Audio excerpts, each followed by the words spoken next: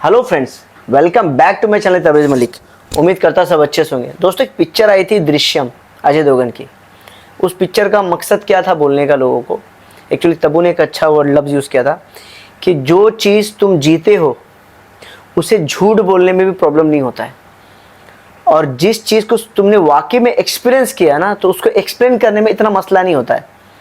आज मैं आपको बताऊंगा कुछ चीज़ें यूएस इंटरव्यू के बारे में कि यूएस का इंटरव्यू देते समय क्या होता है, जब एंट्री करते हो तो क्या करना चाहिए, कौन कौन से डॉक्यूमेंट आपको लेने चाहिए, और किस तरह से एक जो ऑफिसर्स होता है उसको आप फेस कर सकते हो सही तरीके से।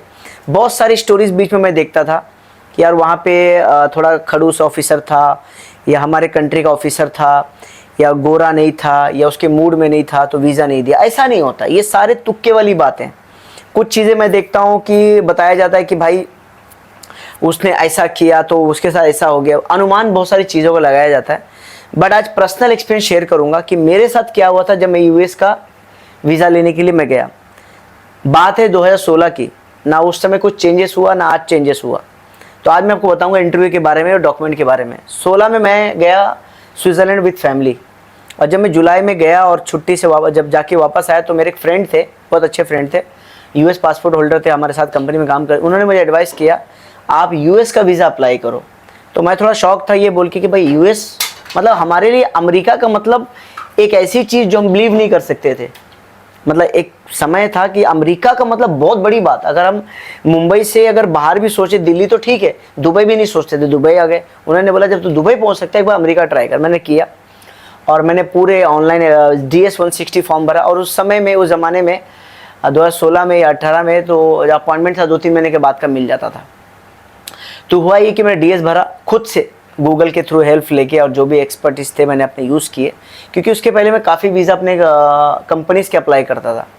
फॉर्म भरा, फॉर्म में सब कुछ सही सही लिखा, इतनी सैलरी है, इतना ये है, सब कुछ।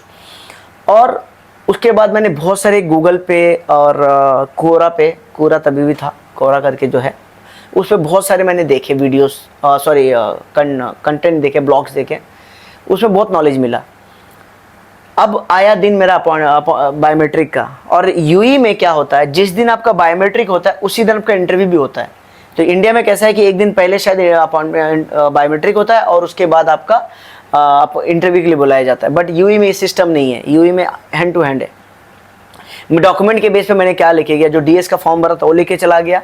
उसके अलावा मैंने अपने पेमेंट जो मैंने पे किए थे वो लेके चला गया। कन्फर्मेशन पेज रख लिया मैंने साथ में। मैंने अपने पासपोर्ट ओरिजिनल रखा। हमारे उस समय में आई थिंक, मुझे सही से अगर याद हो तो उस समय में शायद लेबर कार्ड हुआ करता था एमएस ID के साथ, वो मैंने रख लिया। उसके बाद एक कंपनी से मैंने एक एम्प्लॉयमेंट हिस्ट्री सर्टिफिकेट ले लिया NOC के साथ, उसमें मेंशन किया कि यूएस जा रहे हैं। उसके अलावा मैंने अपने पास bank statement standard chartered bank का था वो रख लिया। उसके बाद उसके साथ मैंने, मुझे अगर याद है कि जो मैं स्विट्ज़रलैंड का वीज़ा लगाया था उसकी कॉपी साथ में रख लिया। मेरी इजारी जो टेनेंसी कॉन्ट्रैक्ट होती है, उस समय में इजारी टाइप का नहीं होता था, उस समय आई थिंक कुछ और होता था, टेनेंसी कॉन्ट्रैक्ट होता था, स्टैम्प मारा हुआ इनका, तो वो मैंने रख लिया। उसके अलावा मैंने अपने कार का डॉक्यूमेंट रखा, और मेरी प्रॉपर्टी डॉक्यूमेंट ही इंडिया की वो रखा, और स्टेट बैंक का स्टेटमेंट भी मैंने रखा। मतलब काफ़ी अच्छा खासा डॉक्यूमेंट मैंने रेडी किया। उसके साथ में मैंने एजुकेशन की सर्टिफिकेट रखे, मैरिज का सर्टिफिकेट रखा, मेरे बच्चों के लिए मैंने बर्थ सर्टिफिकेट रखा। उसके अलावा मैंने पुरानी जितने भी यूई के वीज़ा थे वो सारे कॉपी निकाल के रख लिया, और पुरानी कंपनी के जितने भी मेरे पास एक्सपीरियंस लेटर थे वो भी मैंने रख लिया। और मैंने एक डमी टाइप का booking.com में टिकट बुक कराया था न्यूयॉर्क का, वो मैंने बुक कर लिया, वो रख लिया मैंने। उसके अलावा मैंने डमी टिकट था एक, वो मैंने कॉपी रख लिया। इंश्योरेंस की उस समय ज़रूरत नहीं थी। ये सारे मैं काफ़ी बंच इतना बड़ा बना के लेके गया। अब दिन आया अपॉइंटमेंट का दिन, और ये जो लोकेटेड है बरदुबई में, जो क्रिक एरिया है बरदुबई साइड का, वहाँ पे हुआ करता था। और एक तरह से आप बोल सकते हो कि जो यूएस कंसुलेट होता है वो एक तरह से एयरपोर्ट होता है। मतलब आप अंदर जाते समय आपके पास कुछ भी चीज़ इलेक्ट्रॉनिक नहीं होनी चाहिए। अगर आपके पास है तो, एक्चुअली मैं लेकर चला गया था, और मुझे याद है तब तक मैंने कार भी लिया हुआ था, तो कार की पार्किंग करके की था मेरे पास। तो उस बंदे ने बोला कि जितनी चीज़ें अपनी गाड़ी में रख के आ सकते हो। ये वहाँ पे एक डिब्बा था जो बॉक्स होता है, और मैंने बॉक्स रख लिया।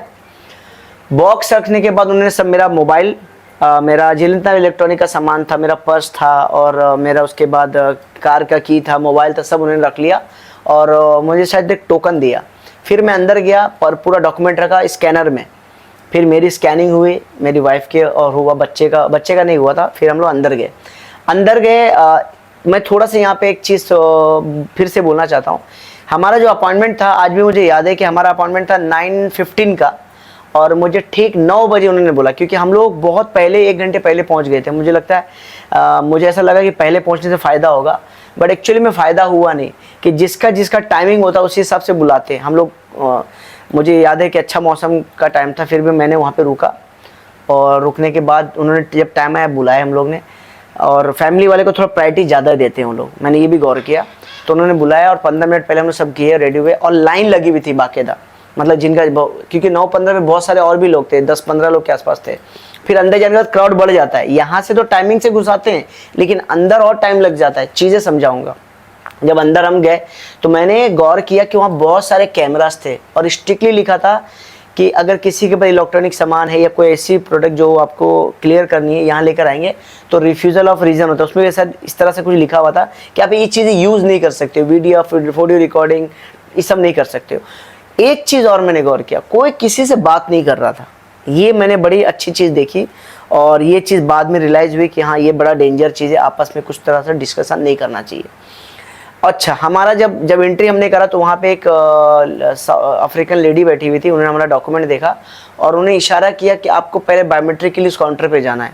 उन्होंने नंबर बताया और हम हमारे फैमिली के साथ मैं वहाँ पे रुका और बायोमेट्रिक के लिए वहाँ पे गया। बायोमेट्रिक देते समय एक्चुअली में एक तो था ह्यूमिडिटी का प्रॉब्लम नहीं था, मुझे हाथ में पसीना बहुत आ रहा था तो बार बार मुझे टिश्यू पोंछ के करना पड़ा था। और मुझे आज भी याद है कि बायोमेट्रिक के लिए 3 से 4 बार मुझे पोंछना पड़ा, तब जाके मेरा बायोमेट्रिक कंप्लीट हुआ। फिर बायोमेट्रिक के बाद उन्होंने बोला कि आप पीछे चेयर पे बैठ जाइए, ये जो लोग आगे बैठे हुए हैं, जो आगे बैठे थे उनके चेयर के पीछे जस्ट मैं बैठा और मेरे वाइफ के बैठते मैंने देखा एक बंदा वहाँ से मायूस लौट रहा है काउंटर से। 1 2 3 4 5, जहाँ तक मुझे याद है 5 काउंटर थे। एक पे लेडीज़ थी, फर्स्ट पे लेडीज़ थी, सेकंड जेंट्स और लास्ट में एक लेडीज़ थी। 5 काउंटर आज भी मुझे याद है, अगर मैं गलत नहीं होती, क्योंकि बहुत 7-8 साल पहले की बात है। फिर जब मैं वहाँ पे बैठा तो मेरे सामने एक बंदा आया, थोड़ा सा चेहरे से अपसेट हुए और उस बंदे का मैंने हुलिया देखा कि जीन्स उसकी फटी हुई थी इस तरह से, यहाँ पे कटिंग जीन्स, यहाँ पे कटिंग जीन्स और टी शर्ट भी अजीब सा था और फंकी करके बाल थे। वो अपसेट था, अपसेट आके जस्ट मेरे बाजू में बैठ गया। उसके पास आज भी मुझे याद है कि रिफ्यूज़ल लेटर था, रिफ्यूज़ल लेटर से बैठा हुआ था। फिर एक ऑफिसर वहाँ पे आया, शायद साइड में ऑफिसर था, सिक्योरिटी गार्ड था, बोला सर आप अब जा सकते हो। तो बस 2 मिनट के लिए बैठा हो, पासपोर्ट उसके हाथ में था और वो चला गया। फिर हमारे बाद 4 बंदों का नंबर था, वो एक एक करके जाने लगे। तो उसमें एक लेडीज़ थी, मैंने देखा काफ़ी हाई क्लास, मतलब मैं जहाँ तक अनुमान लगा मिलियनर होगी भाई वो। उसके इंटरव्यू हुए। अच्छा, एक चीज़ होता है कि इतना क्लियर आवाज़ नहीं आती बट थोड़ा थोड़ा समझ में आ रहा था। उसको कुछ सवाल पूछा गया था कुछ बिजनेस को लेके, तो उसने जवाब जो भी दिया तो उसको फिर से रिफ्यूज़ल लेटर दिया। तो अभी हम लोग तो थोड़ा सा डर गए। मेरी वाइफ बोली देखो इन लोग को तो रिफ्यूज़ल हो रहा है।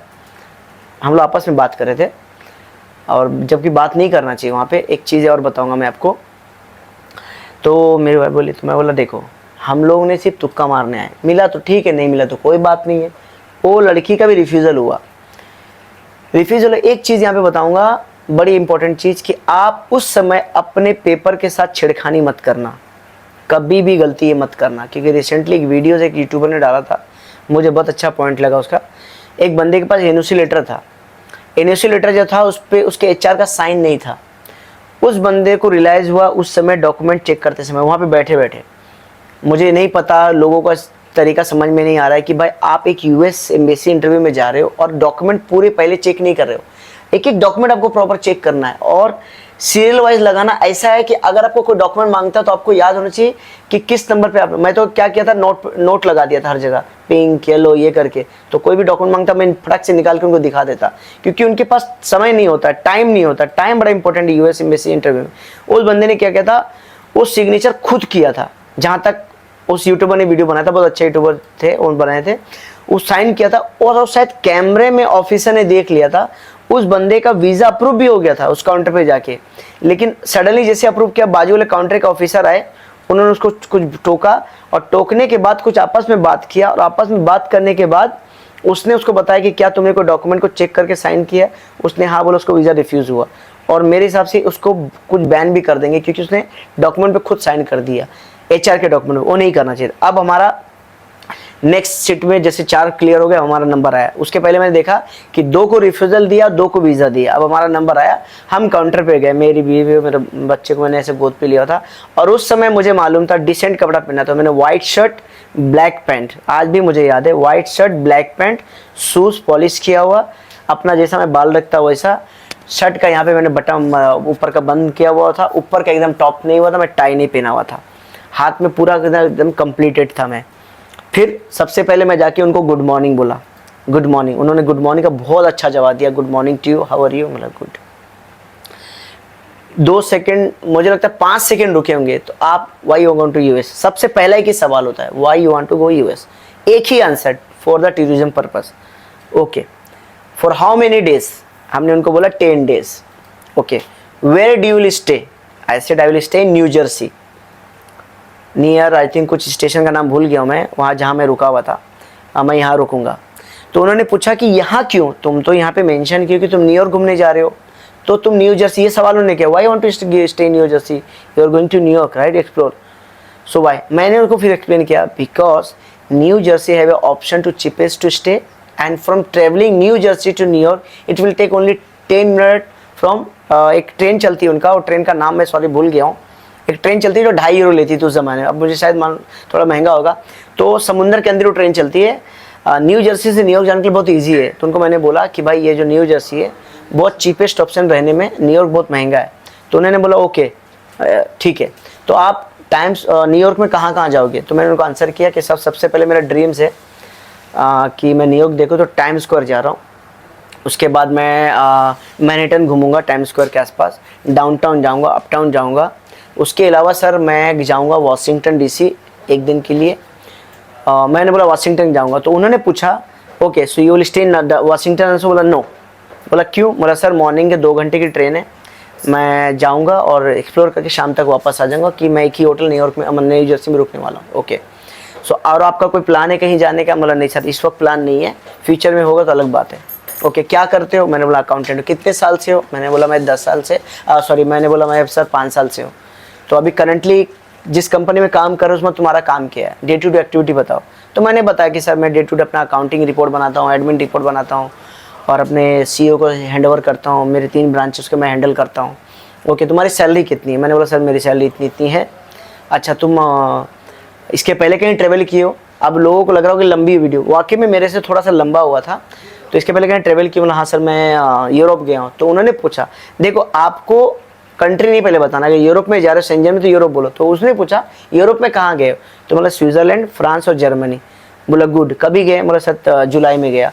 ओके अकेले गए, तो बोला नहीं सर मैं फैमिली के साथ। तो उसने इस तरह का आंसर मुझे दिया, with family, very good yes with family गया मैं।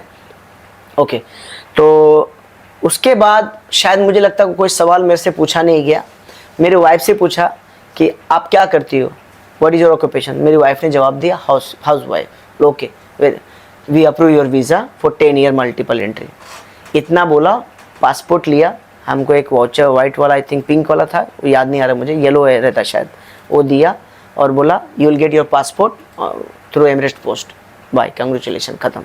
बस ये हुआ, हम बाहर निकले खुश होते हुए। काफ़ी लोग, जब आप हैप्पी होते हो तो बहुत सारे लोग और पॉजिटिव इन्वायरमेंट बन जाता है। ये चीज़ हमेशा याद रखना कि ऑफिसर जब हमसे बात कर रहा था या जब इंटरव्यू ले रहा था तो वो कुछ ना कुछ टाइप कर रहा था। मैं बहुत गौर कर रहा था इस बात को कि जब भी एक सवाल करता था कुछ ना कुछ टाइप करता था, जब भी एक सवाल करता था कुछ ना कुछ वो टाइप करते रहता था।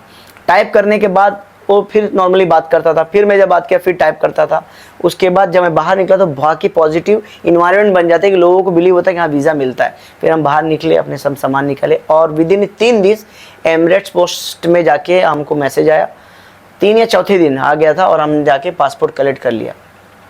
अब बोलने की बात किया है कि भाई इंटरव्यू जो होता है ऑफिसर्स पे डिपेंड तो करता ही करता है, प्लस आपके पे डिपेंड करता है कि आप कितने एलिजिबल हो। देखो जिस समय में मेरी ये हुआ। उस समय एक इम्पॉर्टेंट चीज़ और है कि अगर फैमिली के साथ अप्लाई करते हो ना या वेल सेटल हो ना तो वीज़ा का प्रॉब्लम नहीं है।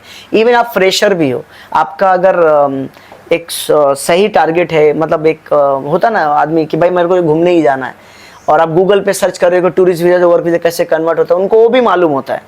फिर आपका होता है कि बस सैलरी जितना कमाते हो कि आप अफोर्ड कर पाओगे कि नहीं, तो मेरी सैलरी के हिसाब से मैं अफोर्ड कर पा रहा था। ये था कुछ चीज़ें जो मुझे वीज़ा के बारे में बताना था। थोड़ा लेंदी वीडियो है लेकिन मुझे लगता है आपको इन्फॉर्मेशन मिलेगा। गलती मत कीजिए कभी भी डॉक्यूमेंट चेक करते समय, वो डॉक्यूमेंट मेरे से एक भी डॉक्यूमेंट नहीं मांगे दोस्तों। इतना बंच लेकर गया था, पूरा डॉक्यूमेंट वापस लेके आया, पूरी प्रिंट मतलब लगभग समझो कि ख़राब ही हो गई है। और एक चीज़ जानता हूँ मैं कि ऑफिसर के मूड पे डिपेंड नहीं करता, उनको मालूम होता है किसको वीज़ा देना है नहीं देना। किसी किसी को तो मैं देखा सिर्फ 2 सवाल में, और जो लेडीज़ को 3 या 4 सवाल पूछी थी लेडीज़ को और वापस भेज दिया। और हमारे से मुझे लगता है, मैं अगर अंदाज़ा लगाऊं तो 5 से 7 मिनट का इंटरव्यू हमारा हुआ होगा, 1 से 2 मिनट का नहीं, 5 से 7 इंटरव्यू में 7 मिनट का इंटरव्यू हमको वीज़ा दिया और वीज़ा में अप्रूव हुआ, विद फैमिली हमको वीज़ा मिला। और एक वीडियो और मैं बनाऊँगा कि बच्चों को वीज़ा कैसे मिलता है, उस पर मैंने एक वीडियो डिटेल बनाना है। और भी अगर यूएस के बारे में कोई इन्फॉर्मेशन मिलेगा, कनाडा के बारे में। दोस्तों अक्सर मैं एक चीज़ कहता हूँ कि जब भी मैं कहीं प्रैक्टिकली काम करता हूँ तो उसकी नॉलेज ज़्यादा रखता हूँ, चाहे वो यूएस हो, माल्टा हो, क्रोएशिया हो या लंदन हो। आपने गौर किया हो कनाडा पे इतना डिटेल वीडियो मैं नहीं बना पाता क्योंकि मैं वहाँ तक पहुँचा नहीं हूँ। जब मैं वहाँ जाऊँगा तो उस पर भी डिटेल वीडियो बनाऊँगा, लेकिन कनाडा का बहुत जल्दी आपके पास एक वीडियो डालूंगा कि कैसे मुझे वहाँ का विजिट वीज़ा मिला और कैसे मेरा एक बार पैसा कनाडा के विजिट वीज़ा पर डूब चुका है विदाउट रिफ्यूज़ल भी नहीं हुआ, मेरा पैसा डूब चुका है, अप्रूवल नहीं आया उसका, कुछ रीज़न। तो फिर डिटेल वीडियो बनाऊंगा। और वीडियो अच्छा लगता है तो लाइक सब्सक्राइब फॉलो जरूर कीजिएगा, वीडियो को शेयर जरूर करना दोस्तों। और उम्मीद करता हूँ कि मेरे चैनल आपको पसंद आता होगा और आपको इन्फॉर्मेशन मिलता होगा। Thank you very much. लंबा